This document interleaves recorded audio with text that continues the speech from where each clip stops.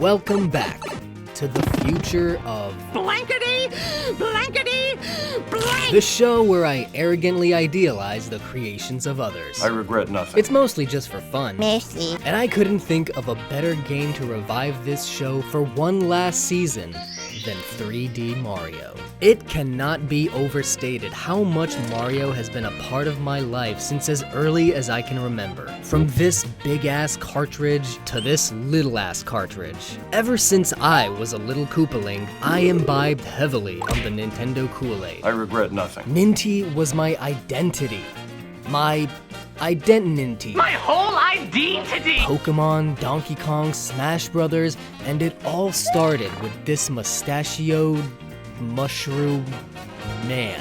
Some of my earliest memories are playing these games with my mom. I studied the lore religiously. I used to just sit around drawing this shit. I remember calling Nintendo customer service as a little kid to be like, hey, I have an awesome idea for a Mario game. Yes, I know, adorable. But you know what's not so cute? Doing it in your 20s. What do you mean you don't take ideas from fans?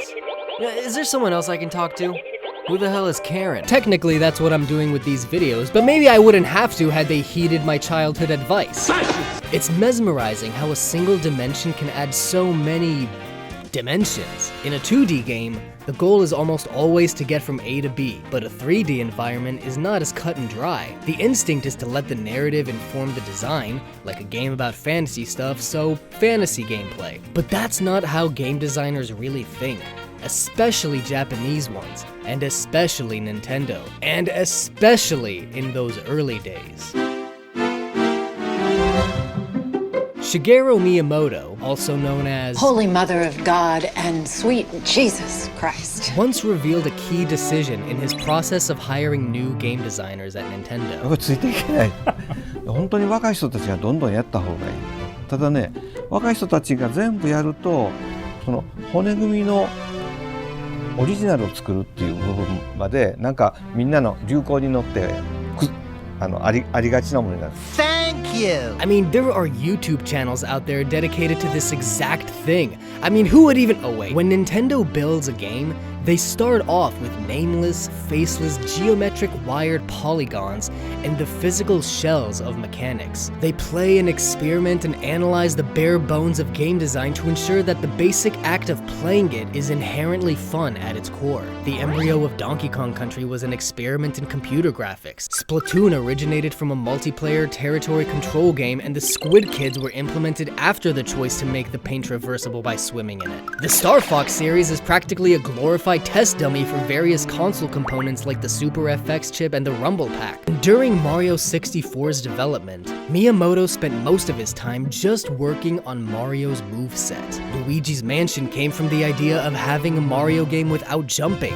and after toying around with the newfound GameCube hardware, they found that interacting with things by inhaling and sucking with the analog triggers was fun. So they made it a ghost-busting game and swapped Mario out for Luigi much later in development. Are you seeing the pattern?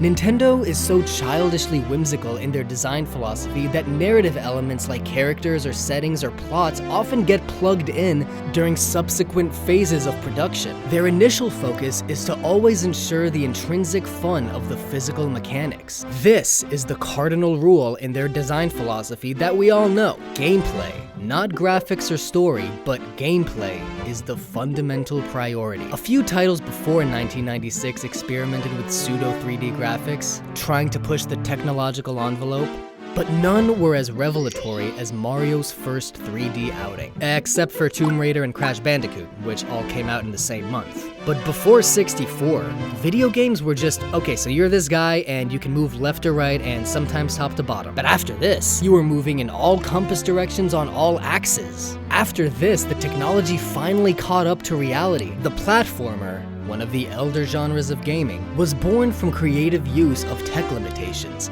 It's so rudimentary at its core. You have a setting, a character, and you can move and jump around. Simple, yet timeless. It's all about timing, precision, reflexes, problem solving, and most importantly, fun. So to discuss ideas for 3D Mario, one must discuss the nature of 3D platformers.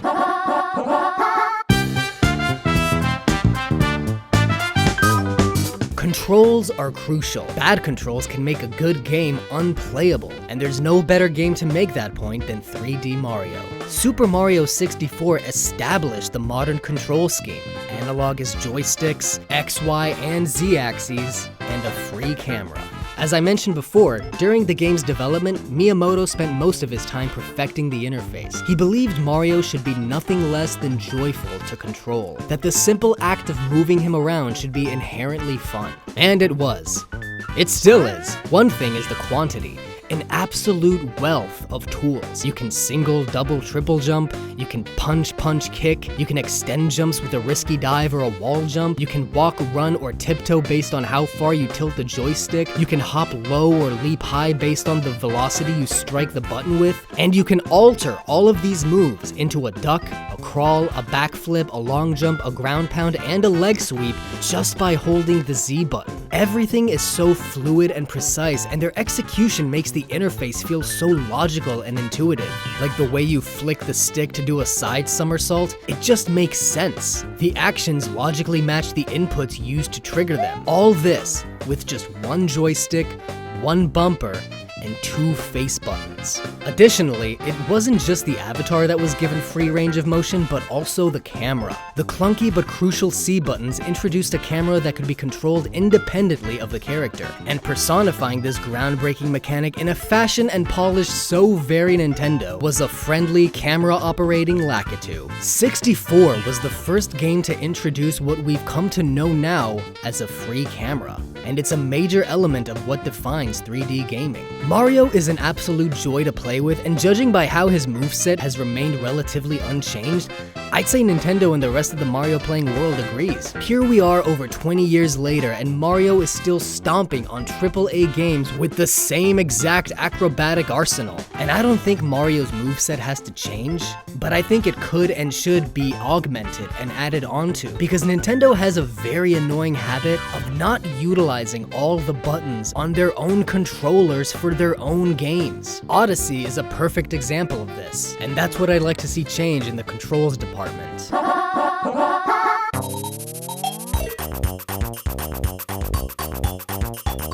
3D Marios have always had a big central mechanic. Odyssey had Cappy, which doubled down with hat tricks and capturing.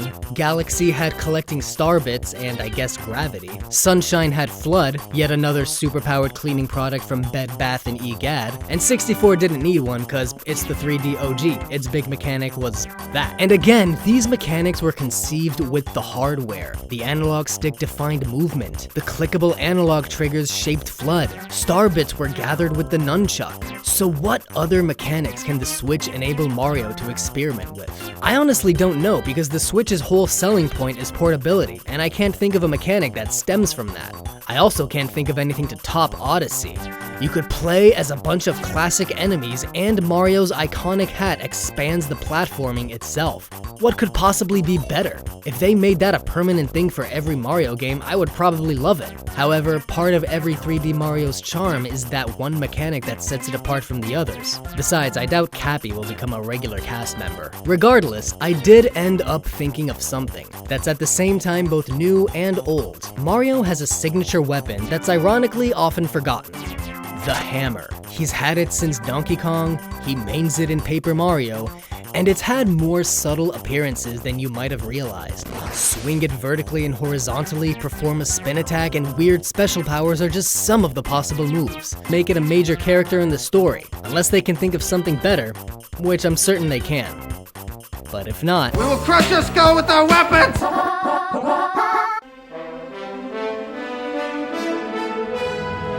Each time so far that I've said 3D platformers, many of you out there were screaming into your screens, "They're called Collectathons, you noob!" So, is that what you'd call 3D Sonic? Or Crash Bandicoot? Or early Tomb Raider? Not all 3D platformers are Collectathons. The series this video is about is, but still, Collectathons were just one of the initial translations of platformers from 2D to 3D. Instead of reaching a goal to complete individual levels, key items were rewarded for completing objectives to unlock new levels that were all interconnected. Now this is all hypothetical. I love Collectathons and I'm not opposed to them being the 3D Mario template. After all, 64 was the very first one. I just want to posit a theory. Can there be a 3D Mario that is not a collectathon? When you look not only at platformers but all genres of games, most of them feature collectibles.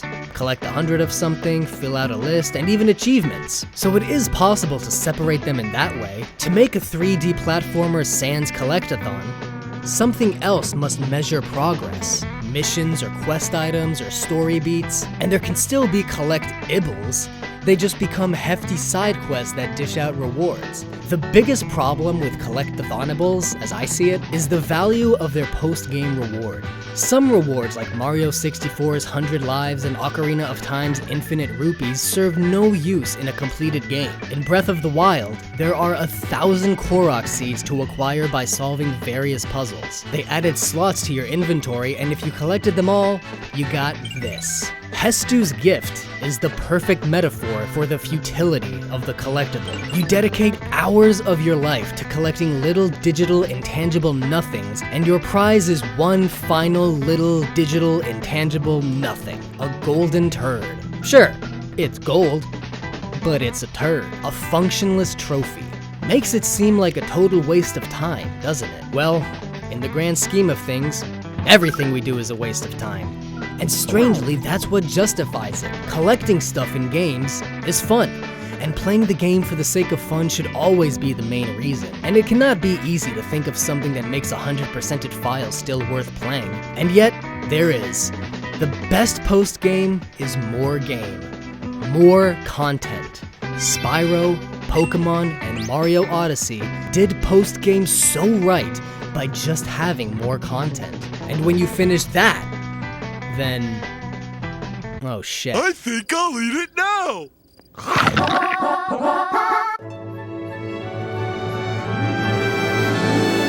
Two things I want to talk about. First is remakes. Super Mario 64 got a very generous remake for the DS, but I always preferred the tighter focus and controls of the original. They could give it a bitchin' HD remake that would melt our hearts back to their childhood forms, or they could just be like, Sunshine and Galaxy just needed upscaling, sure, but 64? I was expecting something along the lines of the Crash and Spyro remakes. The Galaxy games may be beloved classics hailed as masterclasses in level design, but they weren't true 3D Marios. They were more like the Super Mario 3D games in space. However, since it's the only 3D Mario with a direct sequel, one more title to round it up to a trilogy is a cash-in that fans have been frothing for. It wouldn't be strenuous to build and is certain to turn a profit. They're popular, linear, flexible, and we all want some more Rosalina in our lives. A port of 3D World seemed likely for a long time and even came with Bowser's lovely Fury. And while some DLC kingdoms for Odyssey sound sweet, never mind. Being sold a complete game for $60 in 2017 sounds even sweeter. Thank you. The other thing I want to talk about is a game for all characters, or at least the ones that can justify going solo. Luigi already has his own series. Yoshi's got one too. It's not 3D, and I suppose it doesn't ever have to be, but I imagine the Banjo-Kazooie model could squeeze a nice little adventure for the world's cutest reptile. A lot of Nintendo's 2D series should be going more 3D, and hopefully Kirby and the Forgotten Lands is a sign of that happening. Wario has a weird micro-series, and interestingly enough, his own 3D adventure, so check that off the list. Waluigi. Ugh.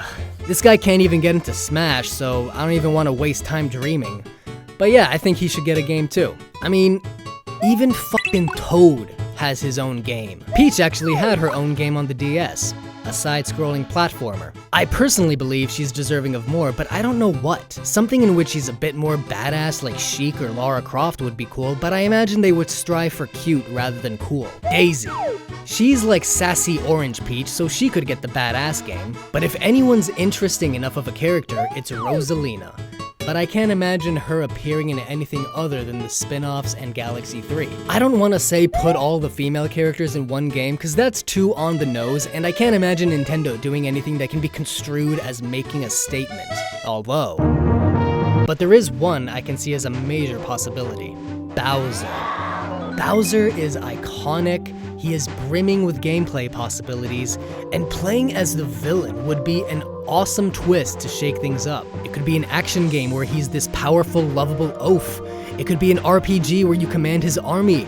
There could be a greater threat to him and he could have to take it out himself. Mario could have nothing to do with it, or they could team up. It could be the Koopalings game I mentioned in my Koopalings video. Or we could just play as the villain, a game where we take over the Mushroom Kingdom. There are so many directions that they can take with it that Bowser doesn't just deserve his own game. Like Yoshi and Luigi, he deserves a series. Thank you. I want to expand on something I made a passing note of in the 2D Mario video. I rhetorically asked if it was greedy to want every single enemy that's appeared in the series in one game. Everybody! Well, strap in, because what I meant to say was every single enemy, item, block, platform, gizmo, hazard, and character. Everything! But I realized why they don't.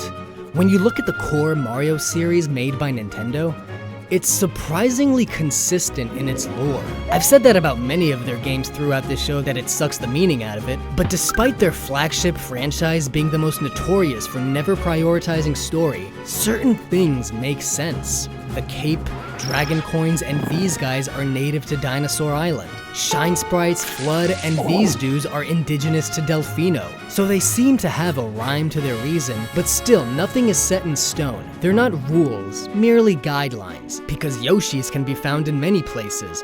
But Bomb and Shy Guy have become series staples rather than being exclusive to Subcon like other baddies and veggies. This guy is here for some reason. These are the enemies I feel are iconic enough to merit permanent reappearances. As for items and power-ups, there are so many I'd love to see make a comeback. However, I do have a radical reform plan for them. Where shall we begin? The mushroom, of course! The mushroom is the cornerstone of the Mario world, and whenever it's appeared as an item, it's always been to give Mario some kind of boost. Health points, dash speed, extra spaces. So why in the 3D games have we had different sources of health regeneration? Bring back the mushrooms. A fire flower that has different settings would be awesome. Stars can do a whole bunch of crazy shit, including the classic invincibility. The Super Leaf is universally adored, local to the kingdom, and has already been field tested in 3D. Same goes for the Tanuki suit and other Mario 3 power-up suits, which should be integrated with the many costumes from Odyssey, which themselves should also have their own powers. Pow Blocks could, Kuribo's shoe? And last, but certainly not least, Yoshi.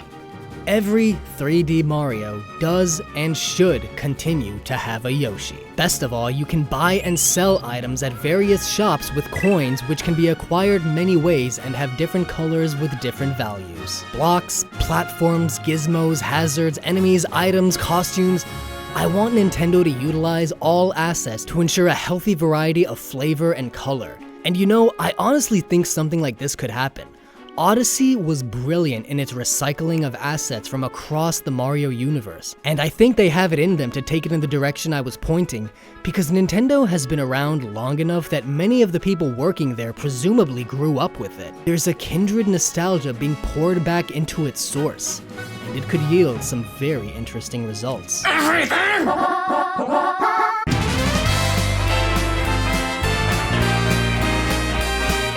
Most everyone's mad here. The world of Mario is Wackadoo! The original is fully set in the Mushroom Kingdom. The sequel is set in the Dream World Subcon, which may have just been an actual dream and never existed. Mario 3 describes the Mushroom Kingdom as the gateway to the Mushroom World, which has various other kingdoms. Is this the same world full of kingdoms as Odyssey? Super Mario World takes place after the events of the NES trilogy, in which the gang takes a vacation to Dinosaur Island and meets Yoshi. 64 was like an amusement park built in and around Peach's castle. Sunshine was another vacation gone awry on Isle Delfino, and Galaxy was in space. The only thing I don't get are the land games. The land games are a whole mess of the fuck. The first one says Sarasaland is a different world with 4 kingdoms suffering from an alien invasion. So is it like a different planet? And then the second says Wario took over Mario's castle in Mario Land. Nonsense! But forget all that. What is the one place we've never truly been to? My dream 3D Mario game is something I've played over and over in my head because over 20 years later and it still hasn't been made. Hello? And my dream is not all that absurd, because all I want is a game set in the Mushroom Kingdom. No 3D Mario game has ever taken place in the one place you'd expect it to. We rarely go there, and the times we do feel stale. Consider the games that did take us there. The very first game, a few spin-offs, and some introductory sequences where the only times we do go there in a grand 3D environment we're isolated to Peach's castle. I remember playing 64 as a kid thinking, well, this is nice, but where's the rest of it? I kept trying to jump over the grass hills. Besides its iconic stature, another reason is, what the fuck is Mario? We know certain things when we see them. Fantasy, sci-fi, horror, animals, western, modern, postmodern. Even Kirby has the appeal of a Saturday morning cartoon. But Mario... Look at this place. I mean, what is the theme here? Mario is so far out and weird and unlike anything the human imagination has ever produced. It defies categorization. It's colorful and playful and cute and cool and... psychedelic. That's the word. Psychedelic. The only thing I can compare it to is Alice in Wonderland, which makes sense because that was a direct inspiration. Mushrooms, chasing rabbits, blonde chicks. Well, the Mushroom Kingdom is Mario turned up to 11. It's everything that makes Mario, Mario. Here's another reason. Another thing 3D Mario has never truly contained is an open world. There were always hub worlds, although Odyssey didn't even have that. An open world seems too serious for Mario, but all it means is taking the current model of separate levels conjoined by a hub and fuse them into one cohesive world. One example of an open world collectathon is Banjo-Tooie. There's two different directions to take it from there. A fully open world like Breath of the Wild, or an interconnected world of open areas like Ocarina of Time. I would prefer the former, but the latter seems more practical and fitting. There's just one crucial element that comes to mind. As opposed to modern games that feature huge open worlds with relatively nothing to do in them, the worlds of 3D platformers have always felt big enough to fill you with wonder and discovery and itch that exploration scratch, but still small enough that you don't feel overwhelmed, it's easier to commit to memory, and no space is wasted. Exploring the levels of 3D platformers has always felt more intimate than huge open worlds. Level and world design are integral to these games because of the platforming. Things must connect and flow like massive obstacle courses. Coupled with the fact that most are jam-packed collectathons with secrets hidden everywhere, the theoretical open world of a 3D platformer cannot have too many big empty spaces. Thus, a design philosophy can be inferred. Density is more important than expansiveness. So what would the great big open world Mushroom Kingdom look like? Exactly as you're picturing it now. Grass world, desert world, water world, you get it. In fact, if you pay attention to the landscape surrounding Peach's castle in Odyssey, it appears Nintendo imagines it that way as well. It's a notable difference from the homogeneous backgrounds engulfing the other kingdoms. Now, in addition to the grass, desert, water thing, I also love more creative worlds like Wet Dry World, Tick-Tock Clock, Sierra Hotel, and the Luncheon Kingdom. Simultaneously, I also enjoy the pragmatism of Isle Delfino, a tropical island with levels that fit that theme, like local villages, tourist spots, and a port. The Mushroom Kingdom is the one setting that can satisfy both of these criteria because it's a single location and it's weird as fuck. Like Breath of the Wild, the world is sprinkled with numerous arrangements and isolations of blocks, platforms, gizmos, hazards, enemy encampments, and collectibles. But there's also a new sense of progression, one cohesive world, and a healthy dose of story. And that could be the key. Instead of mechanics and collectibles, that can be the creamy filling that sets this title apart. Address the narrative. Because again, what the fuck is Mario? I don't even know what the theme is. What's the theme? Nintendo famously prioritizes gameplay over narrative. Most of their games have incredible stories despite this, but it's extremely resonant with Mario, which is a shame because it's fucking Mario. I want them to take the lore of these games as seriously as we do. I was so disillusioned when they didn't explicitly address the correlation of New Donk City and the original Donkey Kong. I mean, I love the references, but they all felt like a hollow pipe without something concrete to back it up. Like when Pauline said, a simple statement like, would have carried so much weight behind it and felt so nostalgic and cathartic, but they couldn't even do that. I want the pinnacle of Mario games, not just in terms of gameplay, but story, and I call this game Super Mario Origins. Don't let's be silly.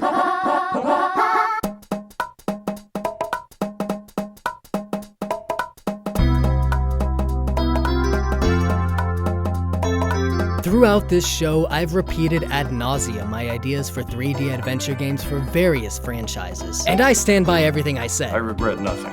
Yeah. But it does seem naive, not just because I'm giving advice about their own work, That mushroom? but also because my ideas are so foreign to the traditional designs of those games. However, I find it absurd that the mascot of gaming itself does not deserve or could not handle the designs of a modern game. Nonsense. You could argue that it deviates too far from the formula of the series, but so does Breath of the Wild, Star Fox Adventures, Kirby and the Forgotten Lands. I've never been so uncertain about the future of Mario. Mario Maker is supposed to be the 2D swan song, and how can 3D continue to top itself or at least be consistently good? But I'm optimistic. Mario is not only the mascot of Nintendo, but of video games, period. The culture, the industry, the whole ciabatta. Nearly every game he starred in sold millions, raved reviews, and left a lasting impression on game design. These are the things that make Mario super.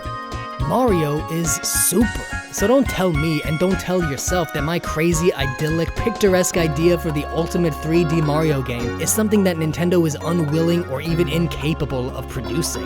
I say, Let's go. and let's hope that they don't channel that energy into just the movie. Please, no more nonsense.